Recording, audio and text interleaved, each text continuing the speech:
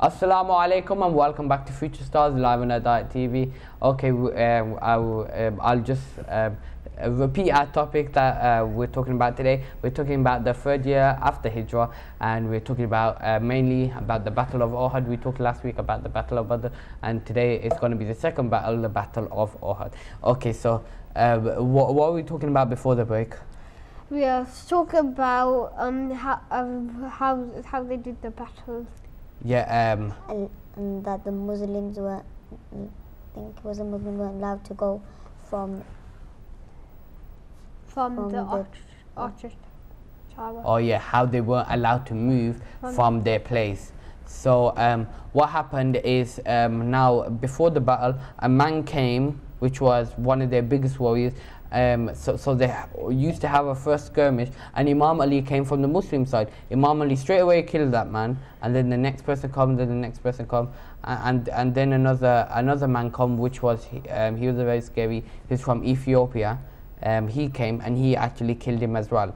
So it just showed the power of Imam Ali, didn't it?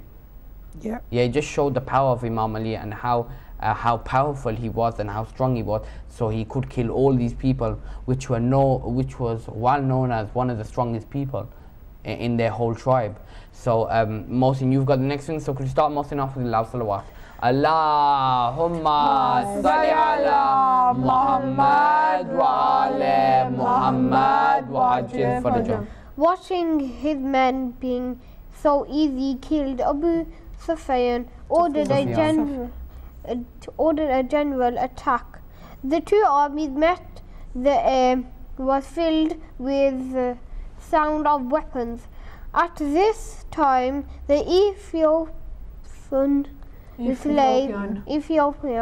slave was Bushi got him from behind, and Hamza from behind unnoticed. With a swift of the accurate throw, the accursed man managed to pierce the abdomen of Hamza and kill him. The Muslims continued to attack successfully, and the Meccans began to lose heart. After losing a lot of men, they decided that they had enough and fled the battlefield. Salawat. Allahumma salli ala Muhammad wa ala Muhammad wa ajil farajah. Thank you, Mohsin. Okay, so now what happened is while they were battling, so they all went together and started to battle, and the sound was full of the air of weapons. So that's how much people were there and how much noisy it was.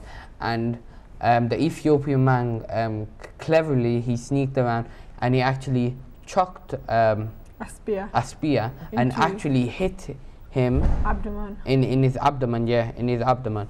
So he actually hit him and hit him hardly into the do you think that killed him? Yeah. Yeah, and actually at the end it did kill Hamza.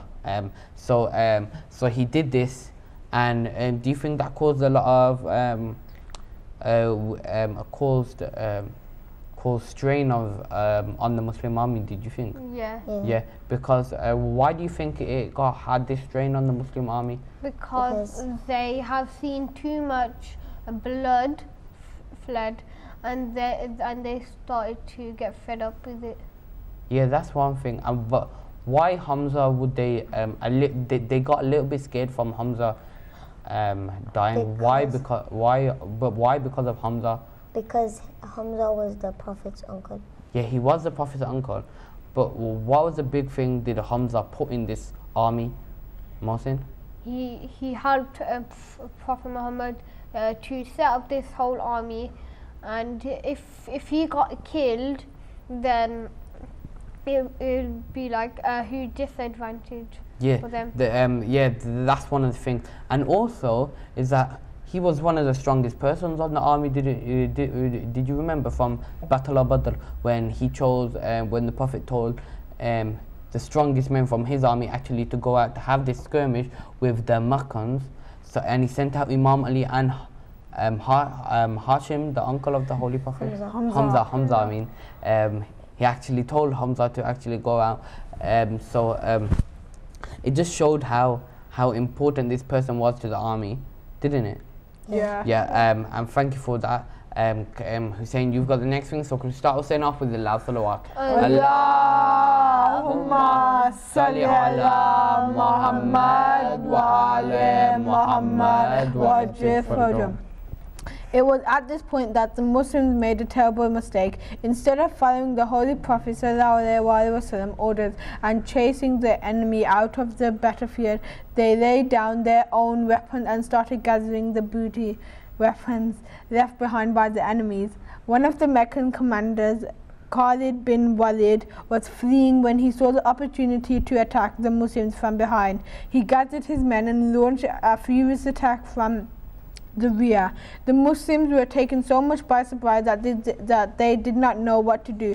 In the confusion, their ranks became disorganized. The retreating Meccan forces started another attack from the front. Salawat. Allahumma salli ala Muhammad wa ala Muhammad wa ajil farajahum. Thank you, Hussein. Okay, so this was an important event in the Battle of Uhud, when the Muslims at the place where the Holy Prophet sallallahu alaihi wasallam told them not to move from and stay there, when they put their weapons down and went to get, what did they went to get? The booty, which is when the weapons and the stuff that the enemies left behind. Yeah, that's what it means. The weapons, it could be gold weapons, Money. It could be money, which was a gold at that time. It could be silver, jewelry, and loads of other stuff. They wanted to get all this stuff for after the war. So that's a gift from the war, because they went into the war. So they think that they need something out of it. So they would actually, they also would get paid by the Holy Prophet, and this treasure that they get from this place, that they would have that, and they were allowed to keep that. So they went off their post and straight away went there, left their weapons. They never even took their weapons with them because they wanted to carry as much as they could carry. So who was the person who actually saw them doing this? Do you remember his name? Khalid bin Walid. Yeah, Khalid bin Walid. So Khalid actually saw this, and then he decided to go back to attack. He told the people, so he actually went behind the mountain and came up from the mountain, so they could actually hit them from that side. And also the people who were rushing from the front actually turned around, saw this, ran after them, so they were all surrounded. That was a big mistake by the Muslims, weren't it? So you know how important the Prophet's thinking was to tell them not to move, to stay there. So this is how important the Holy Prophet was telling them. This is how severe they made this battle out as. So lots of Muslims could actually die now in this situation. Okay, Mohsin, you've got the next thing, so we could start Mohsin off with the loud salawat. Allahumma salli ala Muhammad wa ala Muhammad wa ajil farajahum. Some Meccans raised a cry that the Holy Prophet had been killed. This threw the Muslims into further chaos and utter dismay. A few Muslims saw the Prophet and shouted at the top of his voice that he was still alive. The spirit of the Muslims revived, but the Holy Prophet now became the chief target of the Meccan forces. Salawat. Allahumma salli ala Muhammad wa ala Muhammad wa ajil farajahum. Thank you, Mohsin. Okay, so now what's happened is those people are now surrounded. Meccans on one side, the other Meccans on one side. They're all fighting. Okay, so So one of the tactics, do you think it was a tactic by the Makkahs, shouting out that the Prophet has been killed? Yeah. Yeah. Why would it be a tactic? Because then that means that they think that the Prophet is dead, which means they're thinking that there's no hope left, that they can't do anything now that the Prophet is dead. So they are not fighting like their hardest in a way. So then that weakens them, which means that it's given the Meccans the opportunity to fight and kill them. Yeah. So they did this as a tactic. So it would also make them doubt about the situation. Why should they be in this if the Prophet's now dead, and telling them that they should run away, and gives them fear in their hearts. Oh no, the Prophet's dead, what shall we do now? It got them in a disorder, so they didn't know what to do. But one of the Muslims in the army actually saw the Holy Prophet and shouted this out, so all the Muslims would know, so it would give hope in their hearts again for to actually fight at their fullest, strongest without any fear, because they know the Holy Prophet is still alive. So they did this as a tactic to throw the Muslims off. Miss B, you've got the next thing, so we'll start. Mr. Officer, salawat. Allahumma salli ala Muhammad wa ala Muhammad wa ajil farjahum. The Meccans attacked him, and the sword of one of them broke his two upper teeth. He had fallen into a pit where Imam Ali alayhi salam found him and protected him against the continuous furious attack of the Meccans. It was in the battle that Imam Ali alayhi salam fought so hard that his sword broke. The Holy Prophet sallallahu alaihi wasallam then gave him his own sword, the Zulfiqar, in appreciation of the bravery of Imam Ali alayhi salam. The voice of the angel Jibreel was heard from the above saying, "There is no warrior except Ali. There is no sword except the Zulfiqar." Salawat. Allahumma salli ala Muhammad wa ala Muhammad wa ajil farjahum. Thank you, Misbah. Okay, so now the Holy Prophet has become the main target of the Meccans to kill, because now they know he's not dead. So it was the main target for the Meccans. And now actually the Holy Prophet sword has been broken, and he's been hit, and some of his tooth has actually been broken as well, and he's fallen down in a pit.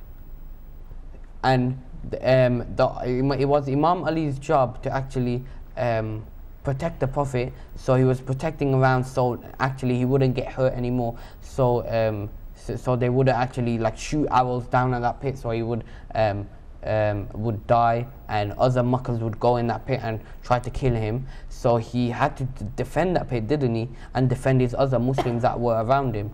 So he started fighting, and he fought so hard that actually his sword broke. And some people actually say when his sword broke, he actually took a branch off the tree that was next to him and started fighting with that as well.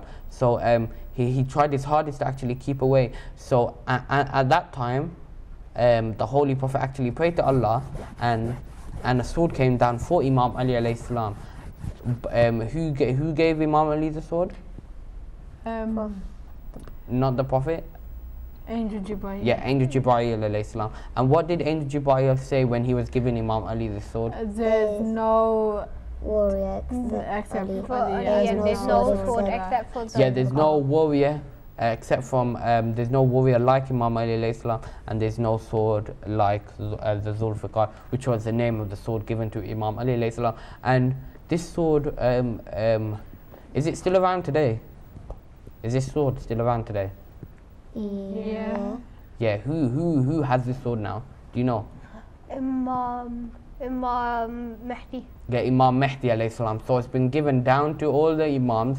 So Imam Hassan, Imam Hussein, the following all Imams up to Imam Mahdi alayhi salam, and Imam Mahdi now still has that sword, the Zulfiqar. Okay, Hussein, you've got the next thing, so we'll start saying off with the loud salawat. Allahumma salli ala Muhammad wa ala Muhammad wa ajil farjahum. The Meccans satisfied their desire for revenge by committing horrible crimes upon the slain and the injured, cutting off their ears and noses and multiplicating their bodies. The brave Hamza was amongst the martyrs. His liver was torn out and chewed by Hind, wife of Abu Sufyan. In this battle, 70 Muslims were martyred and 70 wounded. Imam Ali alayhi salam was also heavily wounded. The Meccans lost 22 warriors. 12 of them was at the hands of Imam Ali alayhi salam. The defeat of the Muslims was a test for them, and they emerged more eager and determined to defend their faith for the and the cause of Islam. Salawat. Allahumma salli ala Muhammad wa ala Muhammad wa ajil farjahum.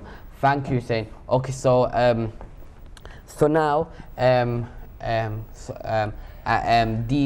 all these body parts, because all these bodies were laid there, and because who actually won this battle? Technically, who won this battle? Do you know?